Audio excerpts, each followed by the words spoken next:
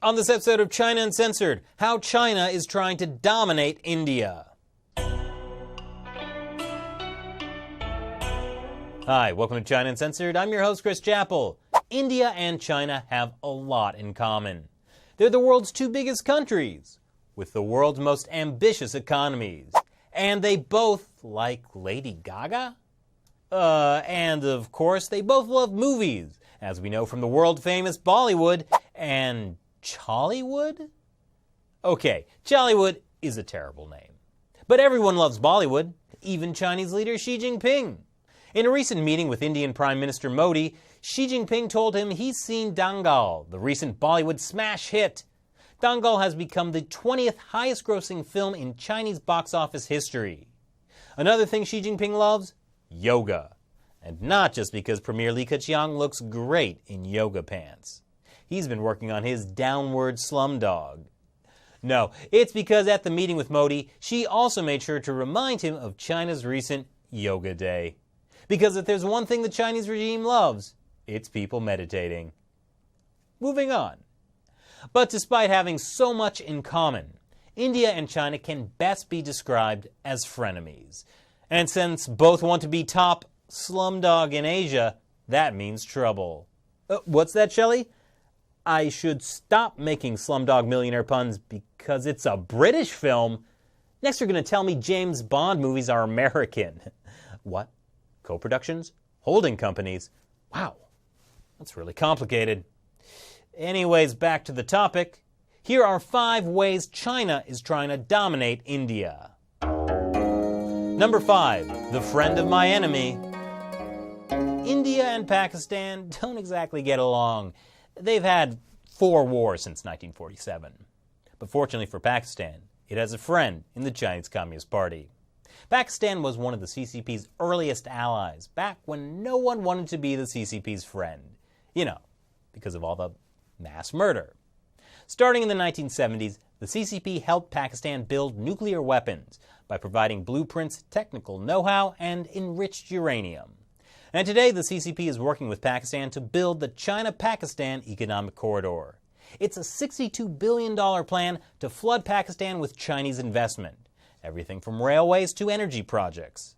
And for its part, the CCP has used its influence in the UN to shield a Pakistani who India considers a terrorist. Basically, Pakistan is India's biggest military threat, and the CCP is taking full advantage. Number 4. Border buddies. Aside from China and Pakistan, India shares a land border with 4 other countries: Myanmar, Nepal, Bangladesh, and Bhutan. And the Chinese regime is spending billions of dollars to become friends with those neighbors. You know, making them indebted to China. Often literally. It's part of China's One Belt, One Road initiative.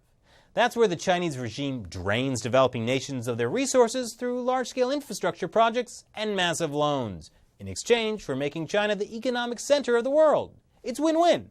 The Chinese regime gets money and power, and the other countries get to become tribute states. At least they get high-speed trains. This is Myanmar, the country formerly and sometimes still known as Burma, which was confusing for everyone, until they complained about being a slave to their record label and said they would now be known only by this symbol.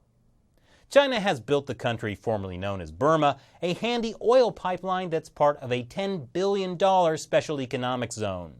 China is using this to, let's say, improve relations. In Nepal, China is the main financial backer of 2 special economic zones, a pair of hydropower plants, and an international airport. And that's just part of the $8.3 billion China has pledged to invest there. India is also investing in Nepal, but only less than 1/20th as much. Come on, India. Don't you know you catch more flies with billions of dollars of investment? Bangladesh is also getting wrapped up in Xi Jinping's One Belt, and China's belt is pretty high.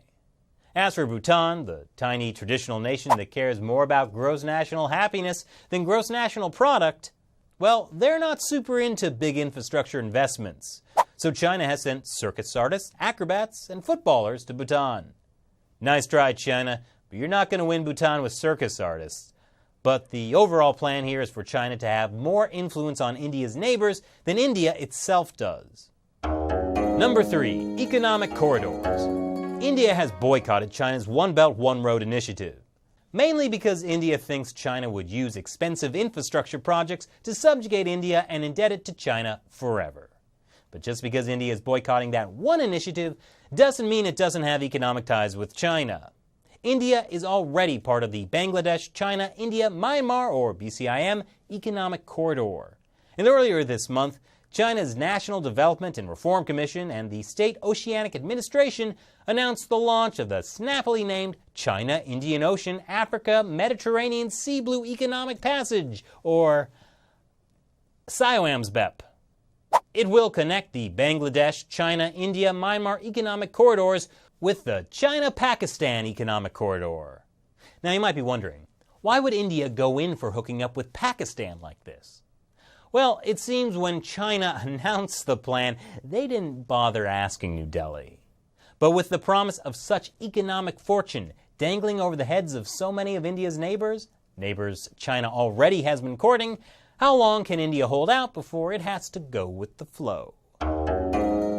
Number 2. Playing both sides. Of course, many of India and China's neighbors see what's happening and try to play both sides. Take Sri Lanka as an example, an island nation just off the southern coast of India. For years, the Sri Lankan government fought a bloody war against the Tamil Tigers. It sounds like a high school football team, but no, it was a dangerous group of rebels/freedom fighters, depending on who you ask. A lot of the civilians were raped and killed on both sides during the 25-year war, and the Sri Lankan government has been accused of war crimes.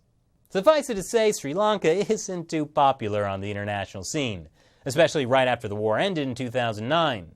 But the Chinese regime swept in with $8 billion in loans to build infrastructure and a promise not to get all judgy about those human rights atrocities.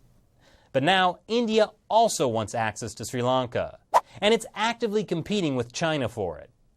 India's Prime Minister visited Sri Lanka in May and talked about their strong relationship. But then, a few days later, Sri Lanka's Prime Minister went to the One Belt, One Road Forum in Beijing, where China offered up $24 billion to the country. It's like Sri Lanka is pitting its divorced parents against each other in order to get better Christmas presents. And finally, number 1, boots on the ground. Earlier this week, Chinese troops crossed part of the border with India and destroyed 2 Indian Army bunkers.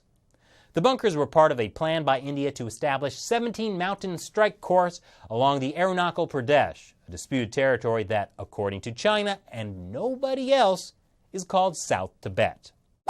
The corps would have 2 new high-altitude infantry divisions as well as armored artillery, air defense, engineer brigades, fully formed with 90,000 soldiers. That will be useful considering that basically every year Chinese troops try to march across the border there, as seen in this shaky video. Wow, so their border is basically just a low pile of rocks. What they really need is a wall, or at least a large fence. So what do you think of China's plan to surround India? Leave your comments below. Thanks for watching this episode of China Uncensored. Remember, this show is made possible because of support from viewers like you. Please visit our Patreon website and contribute, for example, even $1 per episode. Don't force us to become a part of the One Belt, One Road initiative. Once again, I'm your host, Chris Chappell. See you next time.